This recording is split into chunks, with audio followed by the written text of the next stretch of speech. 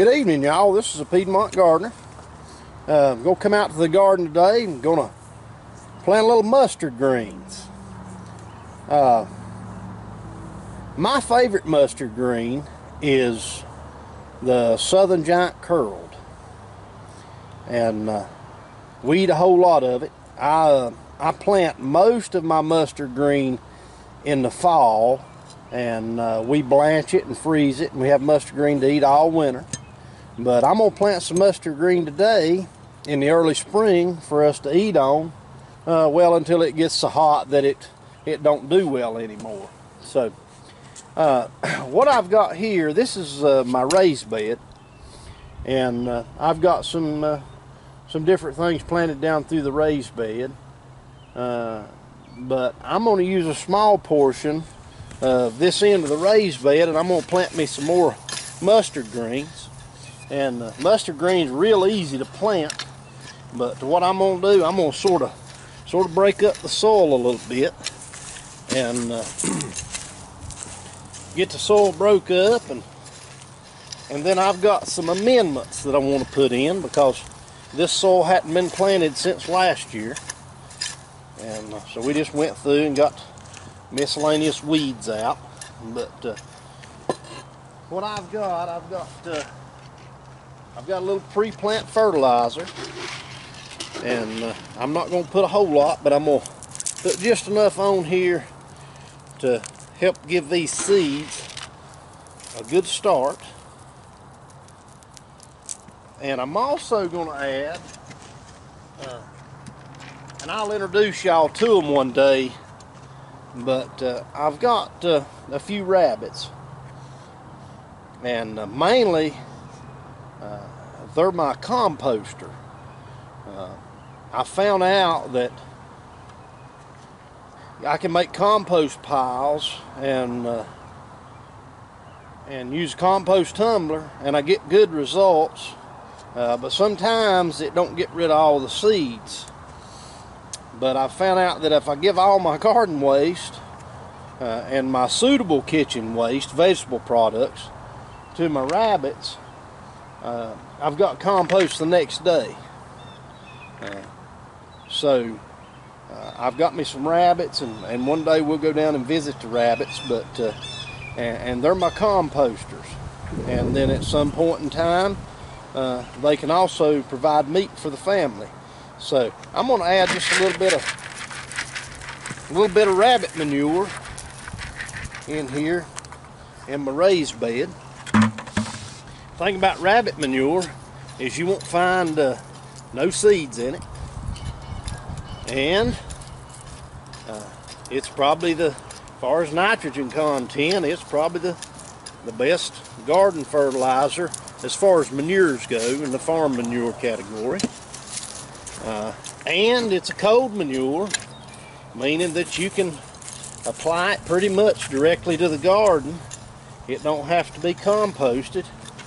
You can put it right in the garden and it won't burn your plants. So there's no downside to it. So we'll put some of that in there.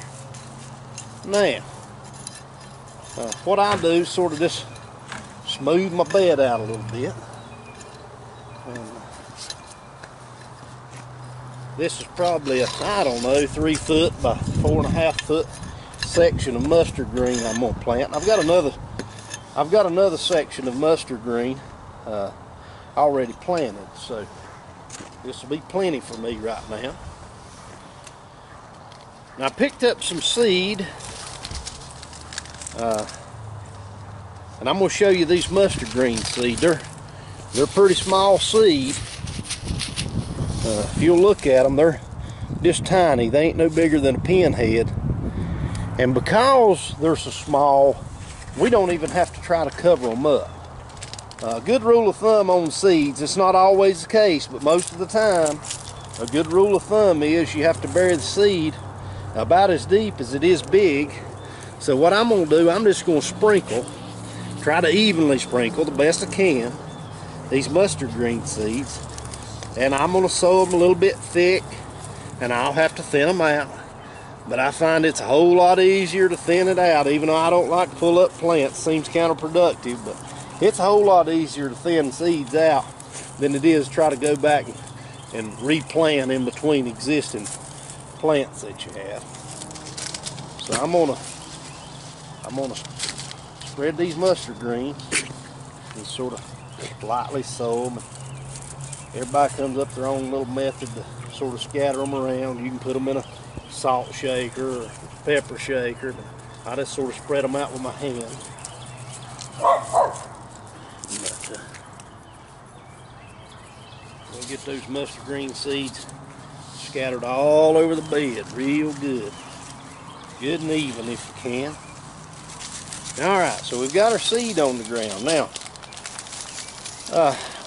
right now, of course, some of the seeds are making really good contact and some of them are not. So what I'm going to do, you can take a rake, or I've got my favorite little old weeding hoe here, and I'm going to take that hoe and I'm just going to tamp that soil down and make sure that the most of them seeds are actually got real good contact with the soil.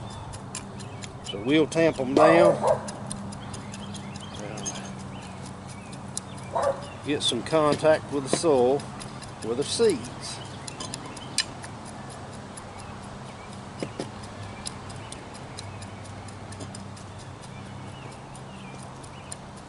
Tamp them right down. Alright, so we've got our seeds tamped in. The next thing that we're going to do to these before we let Mother Nature take course is we're going to water them in. I don't plant anything, for the most part, as far as seed goes, that I don't try to water in. It's just it's cheap insurance. Now there's you know the potatoes and certain things, corn. But all my small crops, anything that is, if it ain't too much of a burden to put some water on it after you sow the seeds, you can start the germination process right away. And these mustard green seeds, they'll pop out of the ground in 3 or 4 days if I water them, or they'll pop out of the ground 3 or 4 days after it rains. And sometimes the weather's unpredictable, so let's get the hose and water these in. Alright, so we've got our hose. Now we don't want to blast these little boogers out of the ground. We want to try to keep it where we're not pushing them all up in a pile. Don't flood them, because if you flood them, they'll all float around and wash up, and you'll have bunches. They won't be even no more. And sort of mist them across like that. My ground's not extremely dry. We've had some water in the last week, so I'm just going about like that right there, probably just good enough. And in a future video, we'll come back and we'll watch these mustard greens pop up, and one day we'll pick some and we'll take them to the table. All right, y'all, get out in the garden, get you some mustard greens planted. It's just that easy. And until next time, this is the Piedmont Gardener. I want to thank you for watching and supporting the channel. Y'all have a good day.